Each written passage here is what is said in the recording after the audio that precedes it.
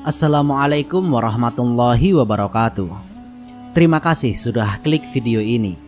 Semoga kita selalu diberikan kesehatan, kelancaran rizki, dan pastinya disukseskan oleh Allah dunia dan akhiratnya. Amin, amin ya robbal alamin.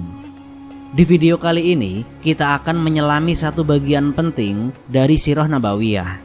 Sebuah kisah yang bukan hanya sekedar sejarah, tapi juga penuh pelajaran berharga bagi kehidupan kita saat ini. Maka siapkan hati dan pikiran. Mari kita mulai perjalanan ke masa lampau yang penuh hikmah ini. Namun sebelum lanjut, silahkan dukung channel ini dengan cara klik tombol subscribe dan tekan tombol lonceng notifikasinya, supaya channel ini bisa berkembang dan bisa memberikan manfaat bagi banyak orang. Bismillah, kita mulai ceritanya.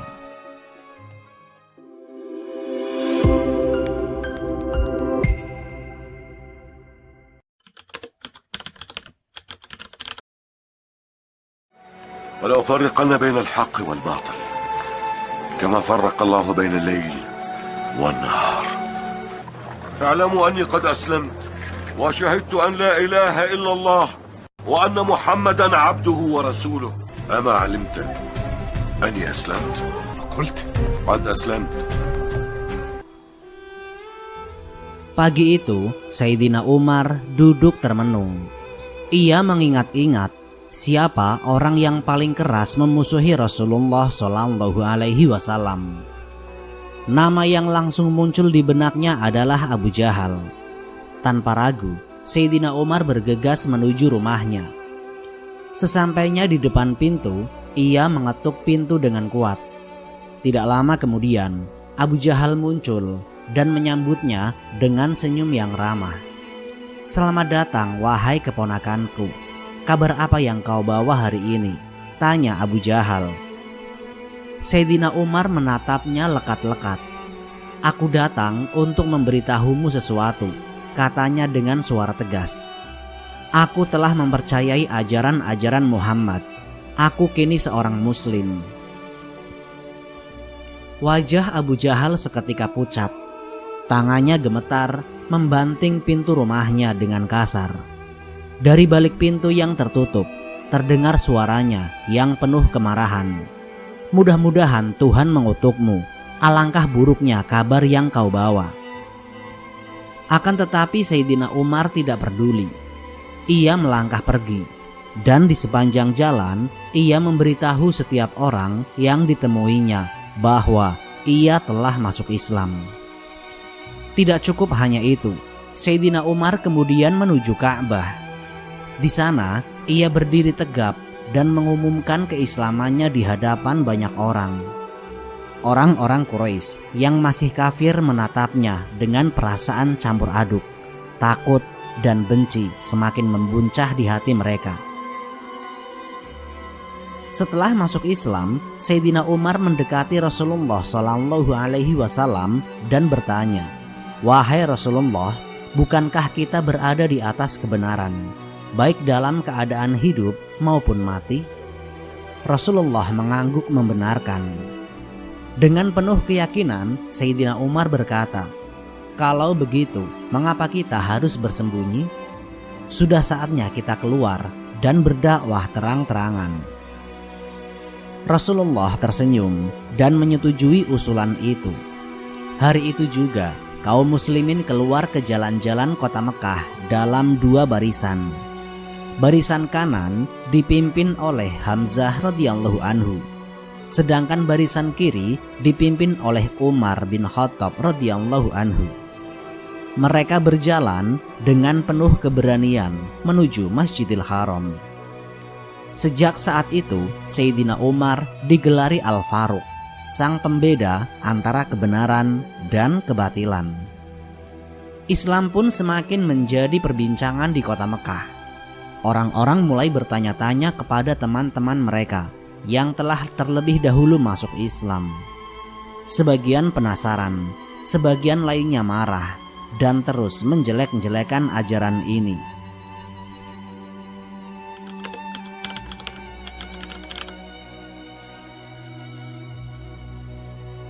Pada suatu hari, seorang pria mendekati sahabatnya yang telah masuk Islam dan bertanya, "Apa sebenarnya yang diajarkan oleh agama barumu ini? Katakan padaku, aku ingin tahu mengapa kau begitu mudah meninggalkan agama nenek moyang kita." Sang Muslim menatap sahabatnya dan tersenyum. "Engkau tahu betapa sulit hidupku. Setiap hari aku bekerja keras hanya untuk makan. Sementara itu, aku melihat orang-orang kaya menaiki kuda-kuda terbaik, mengenakan pakaian mewah, dan tinggal di rumah megah. Aku sering bertanya-tanya, untuk apa sebenarnya Tuhan menciptakan aku? Apakah hanya untuk bekerja tanpa henti? Aku pun tidak tahu kemana aku akan pergi setelah mati. Rasanya sulit sekali menjadi seseorang yang benar-benar berharga." Sahabatnya mendengarkan dengan seksama. Ia tahu bahwa temannya berbicara dengan penuh ketulusan. Namun Islam datang dan mengajarkan sesuatu yang berbeda, lanjut sang Muslim. Islam mengatakan bahwa kemuliaan bukanlah soal beberapa banyak emas dan perak yang kita miliki, melainkan seberapa banyak kebaikan yang telah kita perbuat.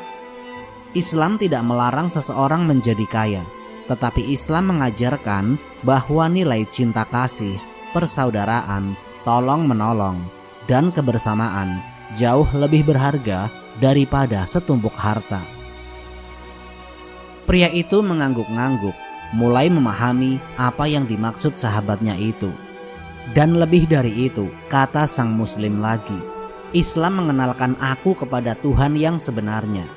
Bukan berhala yang tidak bisa melakukan apa-apa, tetapi Allah Subhanahu wa Ta'ala, sang pencipta alam semesta.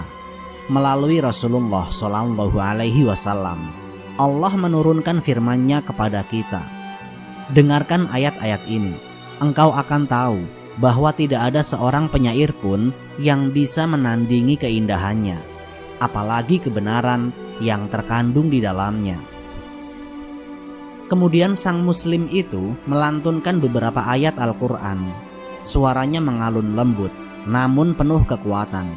Setiap kata yang keluar dari mulutnya terasa begitu menembus hati. Sahabatnya terdiam, hatinya perlahan-lahan luluh, dan ia mulai merasakan sesuatu yang belum pernah ia rasakan sebelumnya. Kebenaran yang begitu nyata, begitu dekat. Hari itu hatinya mulai condong kepada Islam.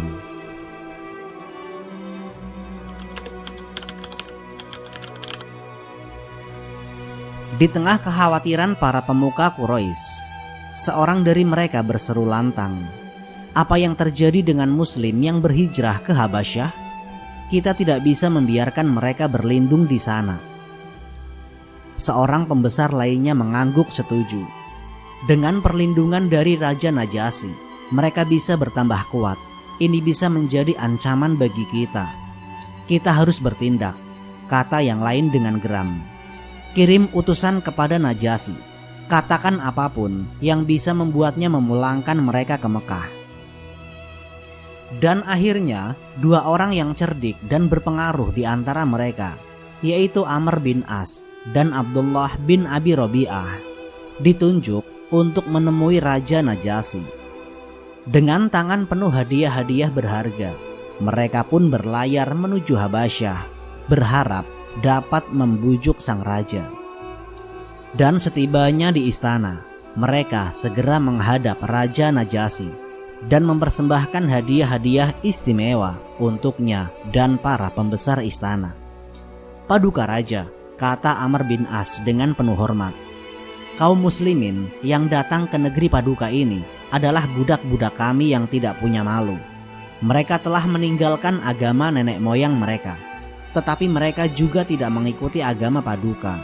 Mereka membawa agama baru yang kami sendiri tidak kenal, dan Paduka pun tentu tidak mengenalnya." Amr melanjutkan dengan suaranya yang meyakinkan, "Kami diutus oleh para pemimpin kami, oleh orang tua kami, paman kami, dan keluarga mereka sendiri untuk meminta Paduka memulangkan mereka. Kami lebih tahu bagaimana mereka telah mencemarkan dan menghina Tuhan-Tuhan kami. Sejatinya, Amr dan Abdullah telah menyogok para pembesar istana untuk mendukung permintaan mereka. Namun, Raja Najasyi bukanlah raja yang mudah dipengaruhi. Ia adalah penguasa yang bijaksana. Matanya tajam menatap kedua utusan itu. Lalu, ia berkata dengan suara tenang namun penuh wibawa,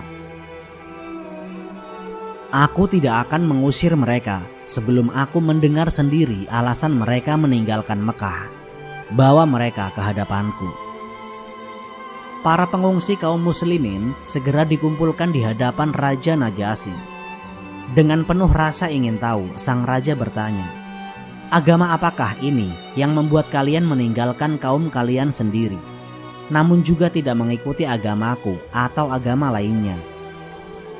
Saat itu, yang maju sebagai juru bicara kaum muslimin adalah Ja'far bin Abi Thalib, sepupu Rasulullah SAW. Wajahnya sangat tampan, sorot matanya penuh ketulusan. Dengan hormat, ia memulai berbicara. "Paduka Raja, sebelum Islam datang, kami adalah kaum yang bodoh. Kami menyembah berhala, memakan bangkai, dan melakukan berbagai kejahatan. Kami memutuskan hubungan dengan keluarga, berperilaku buruk terhadap tetangga, dan yang kuat menindas yang lemah. Begitulah keadaan kami sebelum Allah mengutus seorang Rasul dari kalangan kami sendiri. Kami mengenalnya sejak lama. Ia adalah orang yang jujur, dapat dipercaya, dan hatinya bersih." Ja'far melanjutkan dengan suara mantap, "Rasul itu mengajak kami menyembah Allah yang Maha Esa, meninggalkan batu-batu dan patung-patung yang dahulu kami sembah. Ia mengajarkan kami untuk tidak berdusta, untuk hidup jujur, menyambung tali silaturahmi, berbuat baik kepada tetangga, dan menghentikan pertumpahan darah.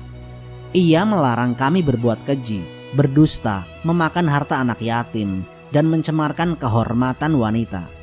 Ia mengajarkan kami untuk menyembah Allah dan tidak menyekutukannya dengan apapun." Ja'far berhenti sejenak, menatap Raja Najasyi dengan penuh keyakinan. "Kami mempercayai dan mengikuti ajaran itu. Kami meninggalkan penyembahan berhala dan segala perbuatan buruk yang kami dulu lakukan. Tetapi karena itu, masyarakat kami memusuhi kami. Mereka menyiksa, menekan, dan menghalangi kami dari agama kami. Mereka memaksa kami untuk kembali menyembah berhala, melakukan keburukan seperti dahulu. Karena itulah, kami memilih untuk pergi. Kami datang ke negeri Paduka ini karena kami tahu Paduka adalah raja yang adil. Kami berharap di sini kami bisa hidup tanpa penganiayaan." Raja Najasyi mendengarkan dengan penuh perhatian. Matanya menatap Ja'far dengan rasa hormat. Ia terdiam sejenak lalu berkata, "Adakah ajaran Tuhan yang dibawa oleh utusan kalian yang bisa kalian bacakan kepadaku?"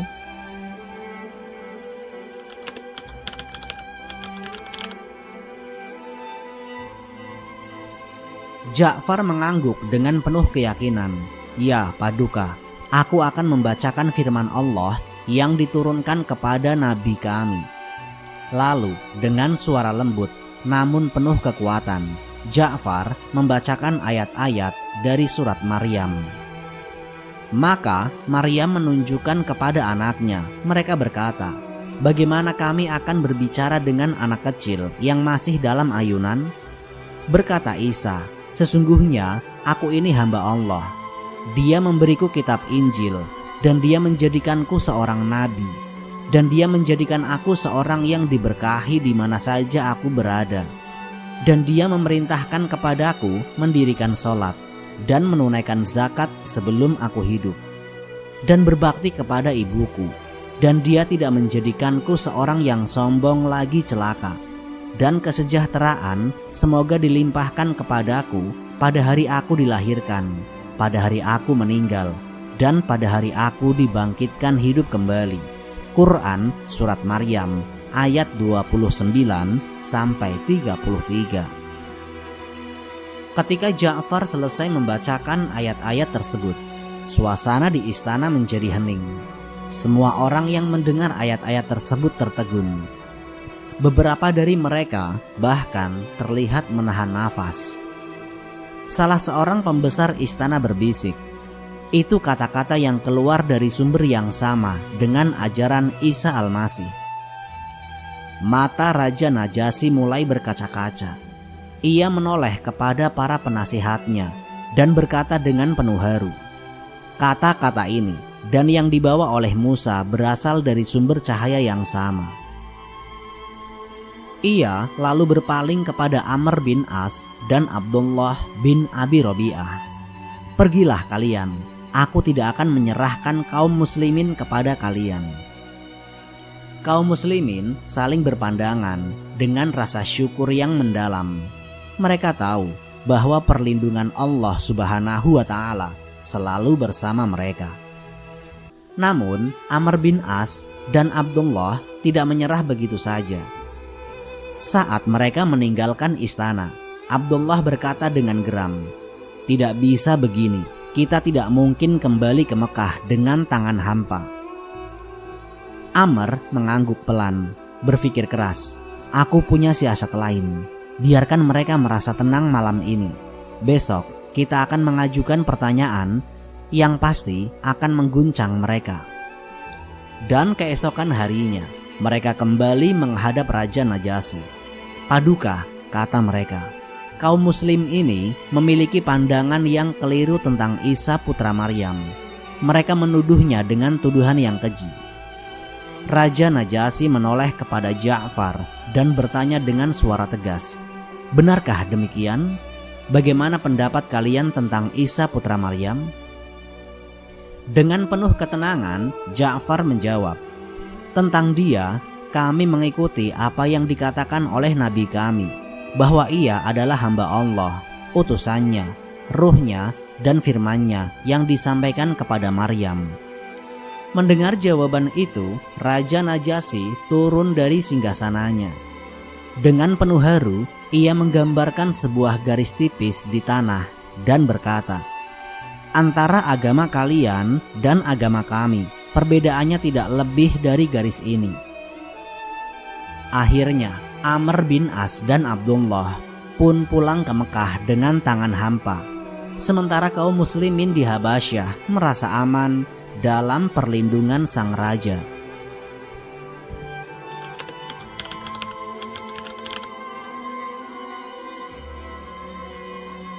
Di sebuah ruangan yang megah di Mekah, para pembesar Quraisy berkumpul. Abu Jahal bin Hisham, Abu Sufyan bin Harb, Abu Lahab, Utbah bin Rabi'ah, Walid bin Mughirah, dan Umayyah bin Khalaf duduk melingkar, membicarakan sesuatu dengan wajah serius.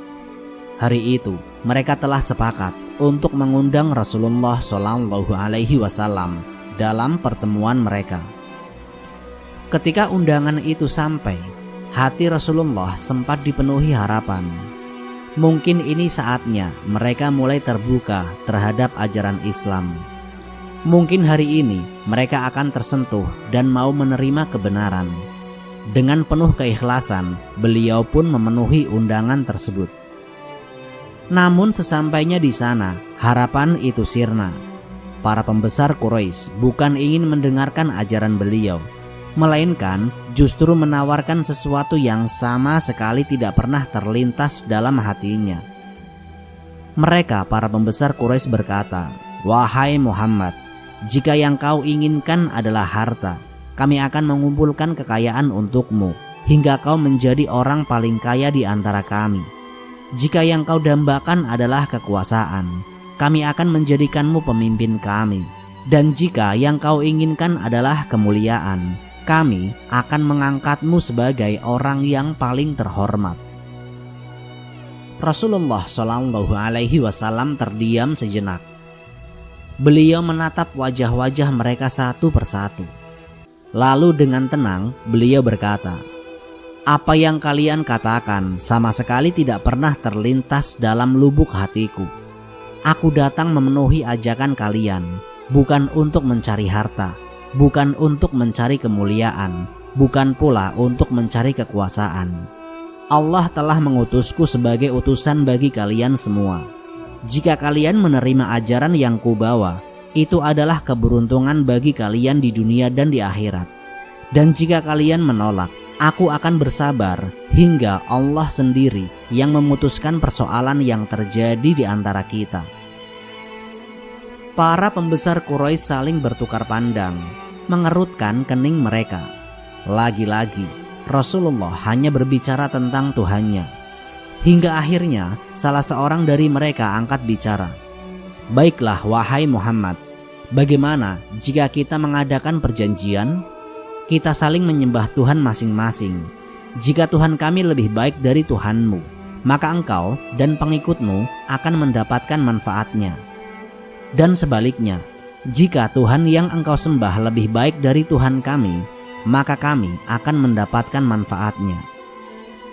Ia menarik napas lalu melanjutkan, jadi mari kita lakukan secara bergantian. Engkau menyembah Tuhan-Tuhan kami dan menjalankan perintah-perintahnya. Lalu kami akan menyembah Tuhanmu dan melanjutkan ajaran-ajarannya. Bukankah itu adil? Tanpa ragu sedikit pun, Rasulullah SAW menolak tawaran itu. Beliau mengutip wahyu yang Allah turunkan dalam Al-Quran. Aku tidak akan menyembah apa yang kamu sembah, dan kamu bukan penyembah Tuhan yang aku sembah, dan aku tidak pernah menjadi penyembah apa yang kamu sembah, dan kamu tidak pernah pula menjadi penyembah Tuhan yang aku sembah. Untukmu agamamu, dan untukkulah agamaku. Quran Surat Al-Kafirun ayat 2-6. Perundingan pun berakhir dalam kebuntuan. Para pembesar Quraisy merasa tidak ada jalan lain untuk membuat Rasulullah berhenti menyebarkan ajarannya. Mereka saling bertukar pandang dengan tatapan penuh tekad. Jika bujukan dan kompromi tidak berhasil, maka cara lain harus ditempuh. Mereka memutuskan bahwa satu-satunya cara untuk menghentikan Rasulullah adalah dengan tekanan dan kekerasan. Tekanan yang begitu keras hingga Rasulullah dan para pengikutnya tidak punya pilihan lain selain menyerah dan meminta ampun kepada mereka. Namun mereka lupa satu hal, Rasulullah SAW tidak akan pernah mundur. Karena yang beliau perjuangkan bukan sekedar keyakinan pribadi, melainkan kebenaran dari Allah yang Maha Kuasa.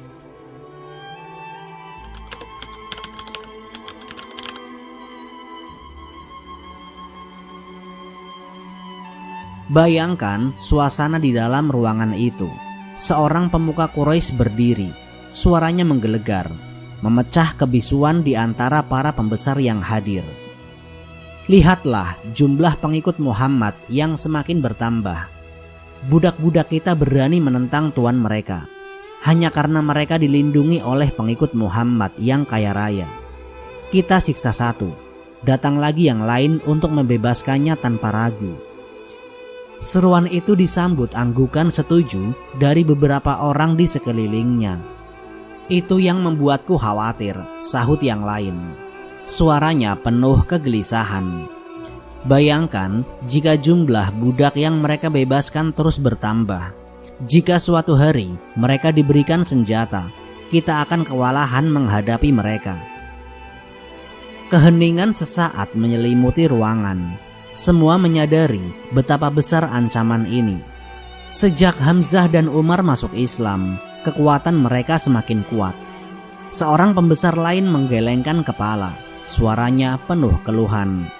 Sejak dua orang itu mengikuti Muhammad, kita benar-benar kehilangan keseimbangan kekuatan. Kata-kata itu menusuk hati mereka yang masih menyimpan amarah.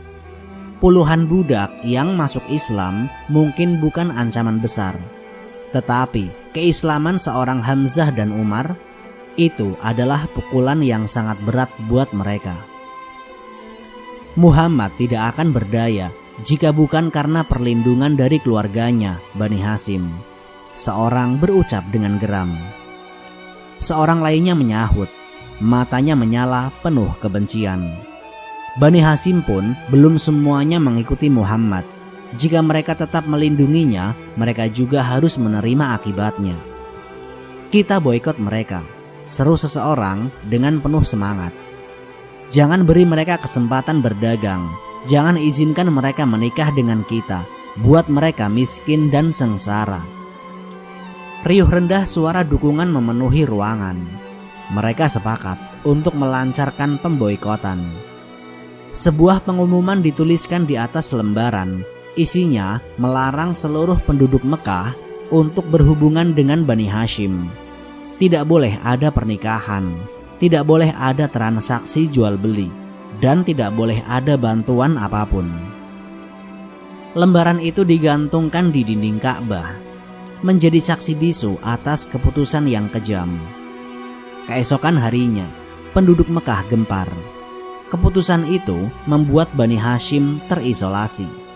Mereka mulai merasakan kelaparan, keterasingan, dan tekanan yang luar biasa. Sementara itu, para pembesar Quraisy tersenyum puas, yakin bahwa mereka akhirnya menemukan cara untuk melemahkan Rasulullah dan para pengikutnya.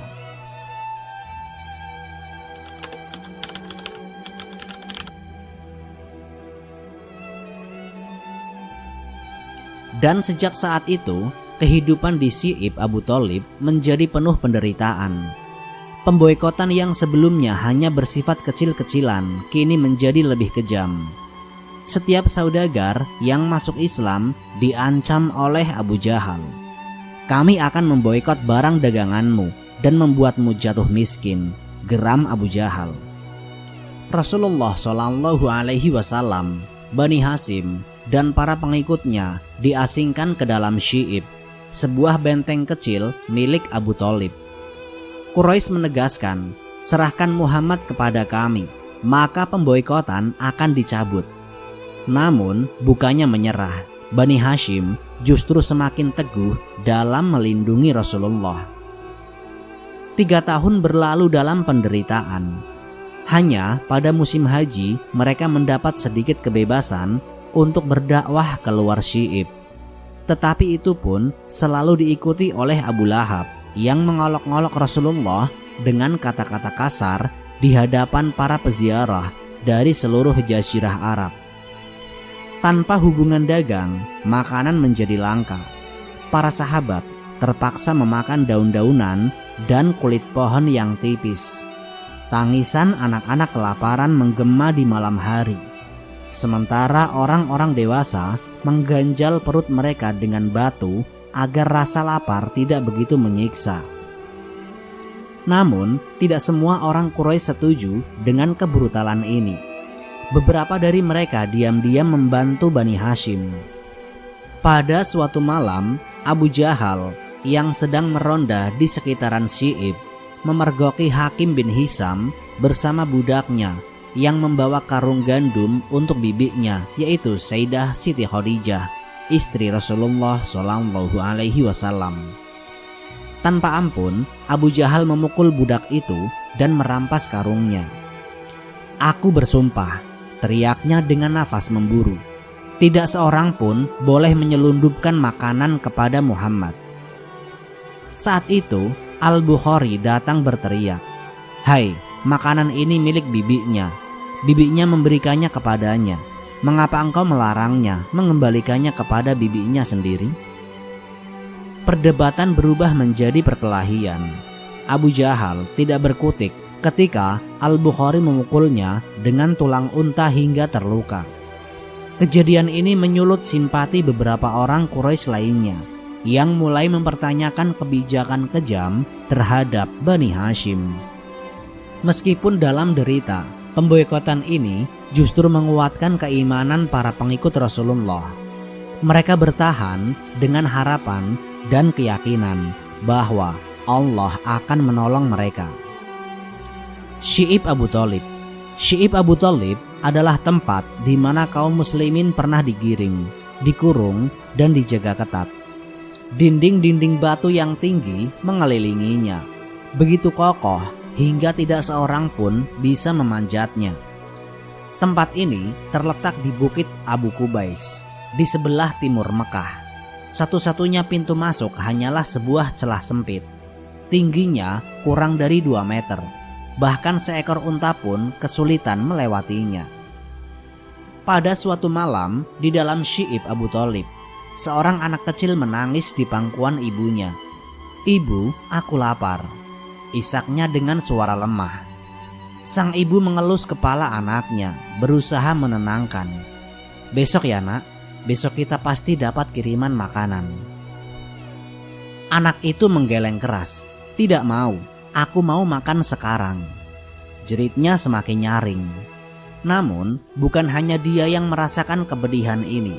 Hampir setiap malam tangisan anak-anak menggema di dalam lembah yang sunyi itu. Kegelapan menyelimuti mereka semua. Sebagian penduduk Mekah mulai merasa iba melihat bagaimana keluarga Bani Hashim bertahan dalam penderitaan. Namun mereka takut untuk membantu. Syi'ib Abu Thalib menampung sekitar 400 orang dari keluarga Bani Hashim. Mereka hidup dalam kekurangan yang luar biasa. Tetapi tidak satu pun dari mereka berniat mengkhianati Rasulullah SAW. Padahal tidak semua dari mereka telah memeluk Islam, termasuk Abu Thalib, pemimpin Bani Hashim. Namun, ada satu hal yang membuat mereka tetap bertahan. Kehadiran Rasulullah SAW di tengah mereka. Melihatnya, mendengarkan suaranya, menyaksikan ketabahannya, semua itu sudah cukup untuk menghapus ketakutan dan kesedihan mereka. Mereka yakin bahwa Allah telah memilih mereka untuk melindungi utusannya dari semua ancaman. Itu adalah kehormatan yang tidak ternilai. Tidak ada yang rela menukar Rasulullah dengan apapun, bahkan dengan sebuah kerajaan sekalipun. Hari-hari berlalu dalam keterasingan. Minggu berganti minggu, bulan berganti bulan. Namun tidak ada satupun dari mereka yang berpikir untuk meninggalkan Rasulullah. Mereka lebih memilih tetap bersama beliau, meski harus menderita, daripada bebas tanpa beliau di sisi mereka. Bagi mereka, hidup tanpa Rasulullah adalah kehidupan yang tidak berarti. Selama masa-masa sulit itu, ada satu sosok yang menjadi teladan selain Rasulullah SAW. Sosok itu adalah Abu Thalib.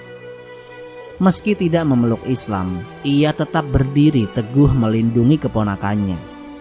Dan dengan ketabahannya, ia mengajarkan semua penghuni Syi'ib bagaimana menjalani hidup dengan kesabaran dan kebanggaan. Mereka mungkin lapar, mereka mungkin lelah, tapi hati mereka tetap penuh dengan keyakinan dan cinta kepada Rasulullah. Dan dengan itulah mereka bertahan.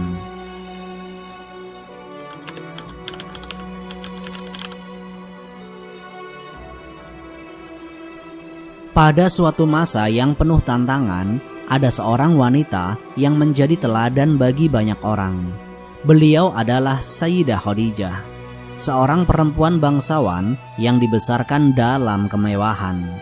Namun, ketika ujian datang, ia dengan ikhlas meninggalkan kenyamanan rumahnya yang luas untuk hidup di lembah yang sempit bersama Rasulullah SAW dan para pengikutnya. Tidak ada sedikit pun keluhan darinya, hanya ada keteguhan hati dan semangat yang tidak pernah padam. Di masa itu, air menjadi sesuatu yang amat berharga. Sayyidah Khadijah dengan penuh kasih memberikan kepingan emas kepada Ali bin Abi Thalib untuk membeli air. Namun air itu bukan hanya untuk dirinya sendiri. Ia membagikannya secara merata kepada siapapun yang membutuhkan.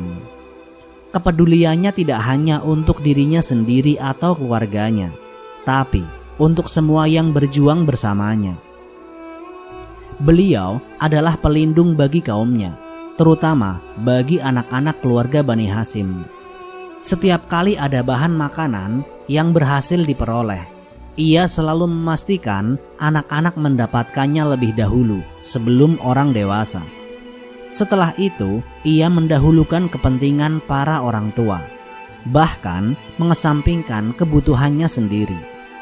Kekuatan Sayyidah Khadijah bukan hanya berasal dari keberanian dan ketabahannya, tetapi juga dari kesabarannya. Ia menjadikan kesabaran sebagai sumber kekuatan dan selalu memohon pertolongan Allah dalam setiap doa. Setiap kali ia berdoa, bukan hanya ketenangan yang ia dapatkan, tetapi juga keberanian, kekuatan, serta kedamaian. Selama 3 tahun dalam pengasingan, harta kekayaannya yang melimpah perlahan habis. Namun tidak ada penyesalan dalam dirinya. Beliau menggunakan kekayaannya dengan penuh kebahagiaan untuk menyelamatkan Rasulullah SAW dan keluarganya. Baginya, itu adalah sebuah kehormatan yang luar biasa. Di tengah ujian yang berat, keimanannya tetap teguh. Itulah yang menjadikannya sumber kekuatan bagi orang-orang di sekelilingnya. Setiap hari, Sayyidah Khadijah senantiasa menjaga hubungannya dengan Allah lewat sholat. Sholat adalah rahasia dari ketenangan dan kelembutan hatinya. Sikapnya penuh kasih dan keteguhan imannya memberikan semangat bagi seluruh anggota Bani Hashim. Di saat kesulitan melanda, beliau tetap menjadi cahaya bagi mereka yang ada di sekitarnya. Rasulullah SAW pernah bersabda, "Seindah-indahnya perhiasan di muka bumi ini adalah wanita soleha."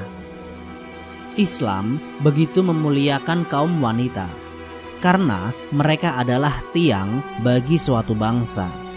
Jika wanitanya baik, maka baiklah bangsa itu, dan jika wanitanya rusak, maka rusaklah suatu bangsa. Sayyidah Khadijah adalah contoh nyata dari wanita yang menjadi pilar kekuatan, bukan hanya bagi keluarganya, tetapi juga bagi umat Islam. Di sisi lain, ada seorang sahabat yang juga mengorbankan segalanya demi Islam, yaitu Abu Bakar As-Siddiq radhiyallahu anhu. Ketika masuk Islam, beliau memiliki harta sebanyak 50.000 dirham. Namun baginya, harta bukanlah sesuatu yang harus ia simpan untuk diri sendiri. Beliau memilih untuk membebaskan 7 orang budak dengan 400 dirham per orang, menghabiskan total 2.800 dirham untuk itu. Sisanya beliau gunakan untuk bertahan hidup bersama kaum muslimin dalam pengasingan di Syi'ib. Bayangkan, seseorang yang memiliki kekayaan sebesar itu rela menghabiskannya demi agama yang ia yakini. Abu Bakar As-Siddiq tidak hanya membantu dengan kata-kata, tetapi juga dengan tindakan yang nyata. Ia memahami bahwa kebebasan dan keselamatan saudara-saudaranya jauh lebih berharga daripada hartanya sendiri. Pengorbanan Sayyidah Khadijah dan Abu Bakar As-Siddiq adalah bukti nyata bahwa keteguhan hati, keikhlasan, dan kepedulian mereka terhadap sesama adalah kunci dalam menghadapi ujian hidup. Mereka adalah sosok yang mengajarkan kita bahwa nilai sejati bukanlah pada apa yang kita miliki, tetapi pada bagaimana kita menggunakannya untuk kebaikan.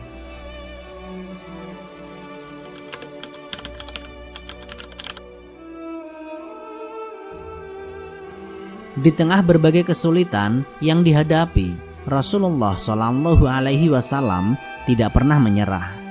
Sedikit demi sedikit, beliau terus meraih kemenangan. Hingga pada suatu hari, datanglah seorang bangsawan sekaligus penyair cendekiawan dari luar Mekah. Namanya adalah Tufail Ad-Dausi.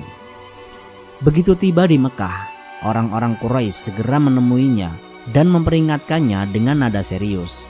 Hati-hati terhadap Muhammad, jangan dengarkan kata-katanya. Dia telah memecah belah orang dengan keluarganya. Kami takut kalau engkau mendengar ucapannya, engkau juga akan terpengaruh. Mendengar peringatan seperti itu, Tufail justru semakin penasaran. Dalam hatinya ia berpikir, Aku ini seorang cendekiawan dan penyair. Aku tahu mana yang baik dan mana yang buruk. Apa salahnya kalau aku mendengarkan sendiri kata-katanya? Jika baik aku terima, jika buruk aku tinggalkan." Akhirnya, dengan rasa ingin tahu yang besar, Tufail diam-diam mengikuti Rasulullah sampai ke rumahnya. Setibanya di sana, ia bertanya, "Tuan, benarkah seperti yang orang-orang katakan? Apa sebenarnya yang Anda bawa dan sampaikan kepada mereka?" Rasulullah Shallallahu Alaihi Wasallam pun menjawab pertanyaan dengan tenang. Beliau membacakan ayat-ayat Al-Quran. Saat mendengar lantunan ayat-ayat suci tersebut, hati Tufail luluh seketika. Tanpa ragu, ia langsung memeluk Islam. Dan setelah masuk Islam, Tufail kembali ke kaumnya. Sebagian langsung menerima dakwahnya dan ikut beriman, sementara yang lain masih ragu. Namun perjuangan tidak berhenti sampai di situ. Selain Tufail, ada juga 20 orang utusan dari kaum Nasrani yang datang ke Mekah untuk mencari tahu tentang Rasulullah. Begitu mereka bertemu dan berbincang dengan beliau, tanpa ragu mereka menyambut ajarannya dan beriman kepadanya. Melihat hal ini, orang-orang Quraisy semakin geram. Mereka pun mencaci maki para utusan itu. "Kalian ini utusan yang gagal. Kalian dikirim untuk mencari tahu tentang orang itu. Tapi sebelum benar-benar mengenalnya, kalian malah meninggalkan agama kalian dan langsung percaya pada ucapannya." Namun, iman yang telah tertanam di hati para utusan itu tidak tergoyahkan. Seiring waktu, kebenaran Islam terus menyebar dan perjuangan Rasulullah semakin menunjukkan hasil.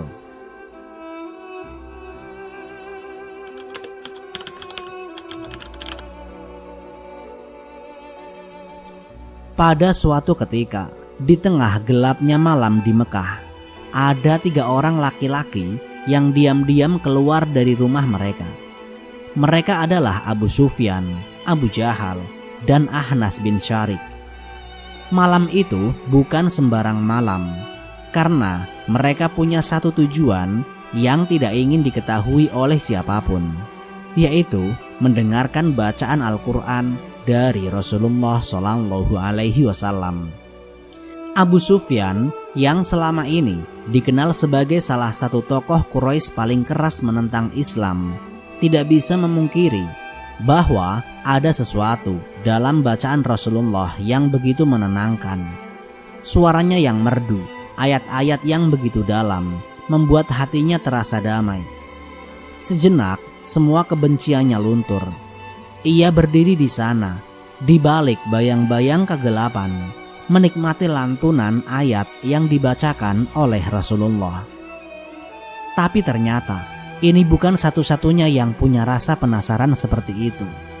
Saat hendak beranjak pulang menjelang fajar, Abu Sufyan tidak sengaja melihat sosok lain yang juga bersembunyi di sudut yang berbeda. Itu adalah Abu Jahal, dan tidak jauh dari mereka ada lagi seorang yang ketahuan sedang mendengarkan, yaitu Ahnas bin Syarik. Mereka bertiga terdiam, saling pandang dalam keheningan yang canggung. Tidak ada yang ingin mengaku bahwa mereka telah larut dalam lantunan ayat Al-Quran. Namun, diam-diam mereka menyadari sesuatu, bahwa mereka semua mengalami hal yang sama. "Kita tidak boleh melakukan ini lagi," salah satu dari mereka berkata. "Jika masyarakat mengetahui, kedudukan kita akan lemah. Mereka bisa berpaling kepada Muhammad." Akhirnya mereka pun berjanji, malam berikutnya mereka tidak akan kembali. Namun hati manusia seringkali tidak bisa menolak dorongan rasa ingin tahu. Ketika malam kembali tiba, mereka satu persatu keluar dari rumah mereka. Dengan langkah hati-hati, mereka kembali ke tempat yang sama. Dan seperti kemarin, mereka berdiri di sana, membiarkan suara Rasulullah menggema di hati mereka. Damai, tenang, tapi juga membuat mereka takut terhadap apa yang mulai mereka rasakan. Fajar pun menjelang, dan lagi-lagi mereka bertemu di jalan pulang. saling tatap, saling menyalahkan. Ini yang terakhir, kita tidak boleh mengulangi ini lagi, ujar salah satu dari mereka. Namun malam berikutnya, seperti yang sudah ditakdirkan, mereka kembali mengingkari janji mereka sendiri. Untuk ketiga kalinya, mereka berdiri di tempat yang sama, larut dalam ayat-ayat yang mereka tolak untuk diakui. Ketika fajar menyingsing dan mereka kembali bertemu, kali ini perasaan mereka berubah. Bukan hanya malu atau marah, tapi juga takut. Mereka takut kehilangan kedudukan, takut kehilangan pengaruh.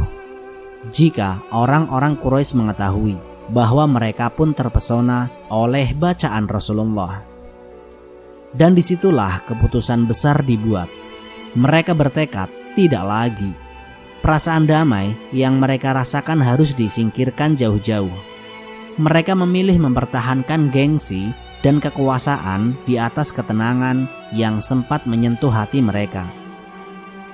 Setelah malam itu, tidak ada lagi yang datang diam-diam ke rumah Rasulullah. Mereka mengubur perasaan itu dalam-dalam, seolah-olah tidak pernah ada.